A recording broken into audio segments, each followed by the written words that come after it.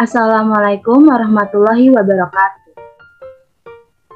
Perkenalkan, kami dari kelompok 5 dari kelas manajemen dengan kode kelas 64.1B.31 yang beranggotakan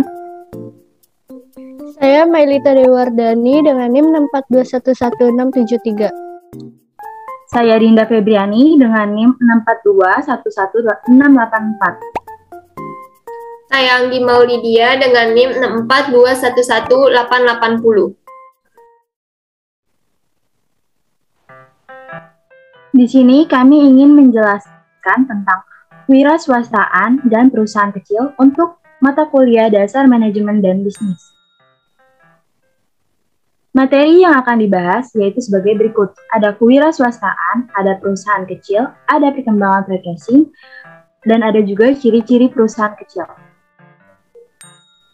Materi kewirausahaan akan dibacakan oleh Mailita. Kewirausahaan, wiraswasta, dan wiraswastaan. Yang pertama ada pengertian dan yang kedua ada unsur-unsur.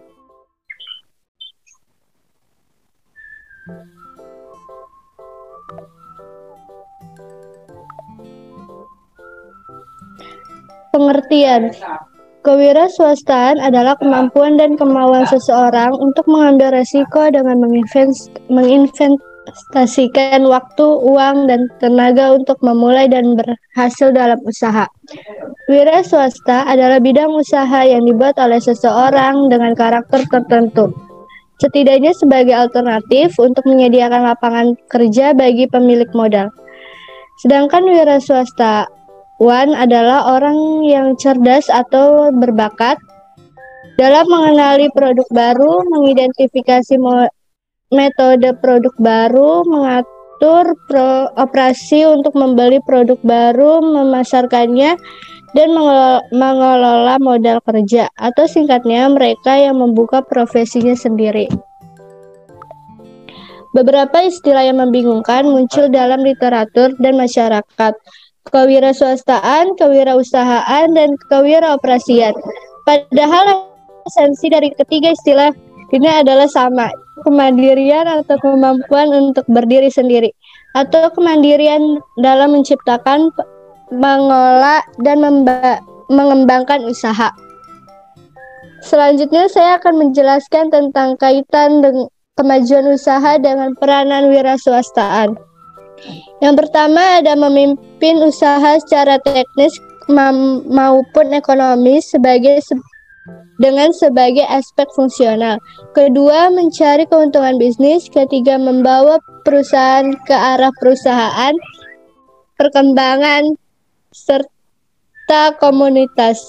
Keempat, memperkenalkan hasil produksi baru. Kelima, memperkenalkan cara produksi yang lebih maju. Keenam, membuka pasar. Ketujuh, merebut sumber bahan mentah ataupun setengah jadi. Dan yang ke-8, melaksanakan bentuk organisasi perusahaan yang baru.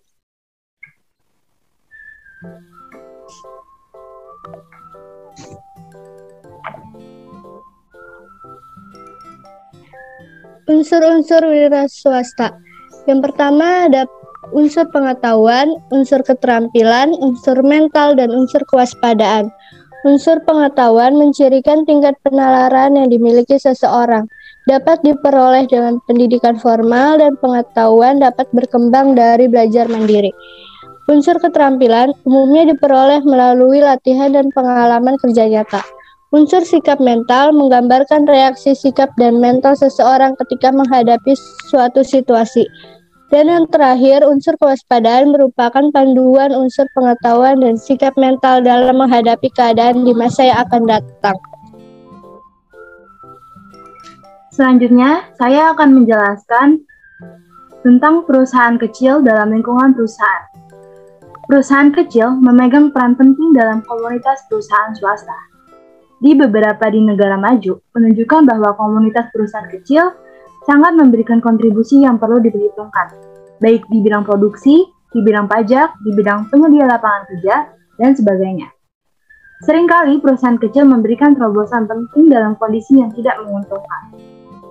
perusahaan yang sekarang besar awalnya dimulai dari perusahaan kecil. Lalu bagaimana sih cara memasuki perusahaan dan menjadikannya sebagai hak milik? Cara memasuki perusahaan dan menjadikannya sebagai hak milik yaitu sebagai berikut. Yang pertama, memulai perusahaan yang telah dibangun. Yang kedua, memulai perusahaan yang baru. Yang ketiga, memberikan hak lisensi atau franchising atau waralaba.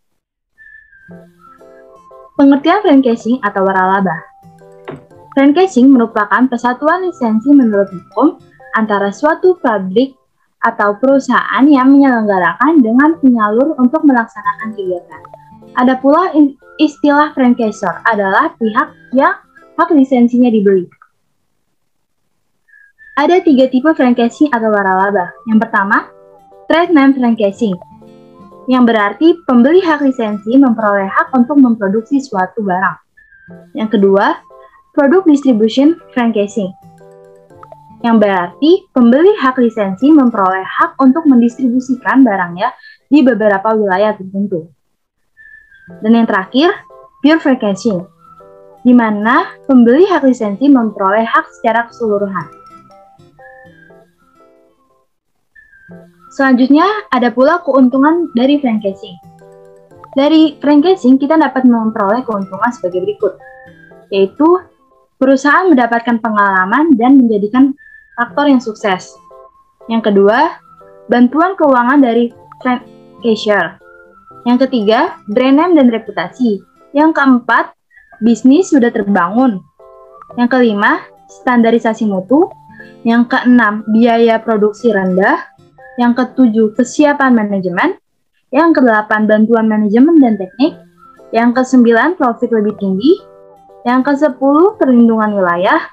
Yang kesebelas, memperoleh manfaat market, research, dan product development.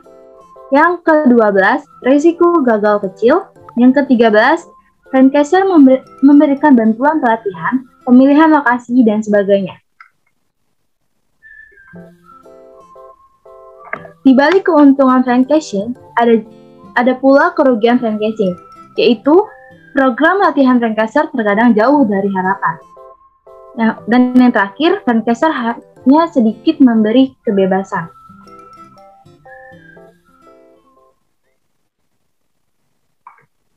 Selanjutnya, materi perkembangan franchising akan dibawakan oleh Anggi Maulidia. Perkembangan franchising di Indonesia. Perkembangan usaha waralaba di Indonesia saat ini di masa mendatang memiliki prospek yang baik dan semakin pesat kemajuannya. Dari waktu ke waktu terjadi peningkatan jumlah usaha waralaba dengan lisensi asing karena usaha waralaba asing telah lama dikenal dengan tingkat sukses mencapai 90%. Bidang usaha yang dapat diwaralabakan mencakup bidang yang luas baik barang atau jasa. Perkembangan franchising, perkembangan franchising lokal dan asing dari tahun ke tahun. Pada tahun 1994, franchises lokal unit yaitu 21, franchising asing unit yaitu 68.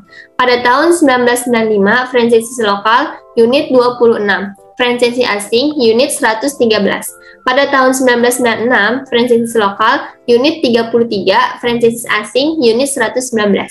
Pada tahun 1997, franchises lokal unit 36, franchises asing unit 114.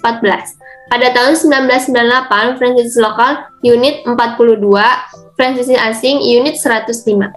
Pada tahun 1999, franchises lokal unit 48, franchises asing unit 69. Ada pula jenis-jenis usaha yang berpotensial untuk diwiralabakan yaitu produk dan jasa otomotif, bantuan dan jasa bisnis, produk dan jasa konstruksi, jasa pendidikan, rekreasi dan hiburan, stand makanan, dan eceran atau retailing.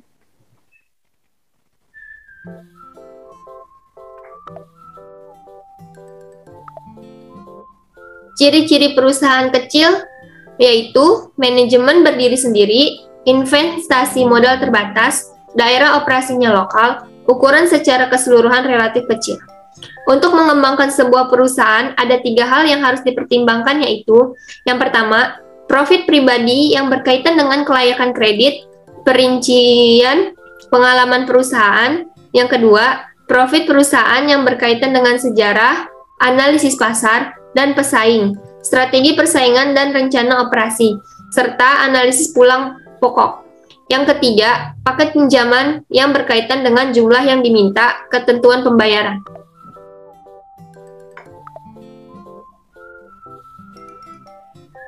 Adapun tanda-tanda kegagalan perusahaan. Yang pertama, penjualan yang menurun pada beberapa periode pembukuan. Yang kedua, perbandingan utang yang semakin tinggi. Yang ketiga, biaya operasi semakin meningkat. Yang keempat, penurunan dalam keuntungan. Yang kelima, peningkatan kerugian. Upaya yang harus dilakukan bila tanda kerugian mulai terlihat yaitu yang pertama, 1. Mengurangi biaya operasi. Yang kedua, berusaha meningkatkan penjualan melalui perbaikan metode pemasaran maupun iklan. Yang ketiga, peninjauan kembali kerugian kredit untuk menghindari risiko-risiko buruk. Yang keempat, memeriksa ulang posisi persediaan untuk menutupi kecukupan persediaan. Kesimpulannya yaitu, kewirausahaan adalah kemampuan dan kemauan seseorang untuk berisiko dengan menginvestasikan dan mempertaruhkan waktu, uang, dan usaha untuk memulai suatu perusahaan dan menjadikannya berhasil.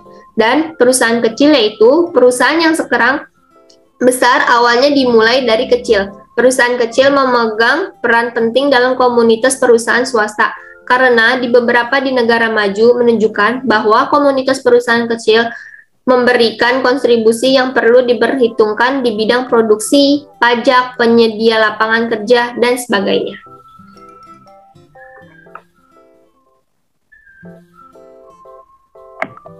Sekian presentasi dari kelompok kami. Kurang lebihnya mohon maaf.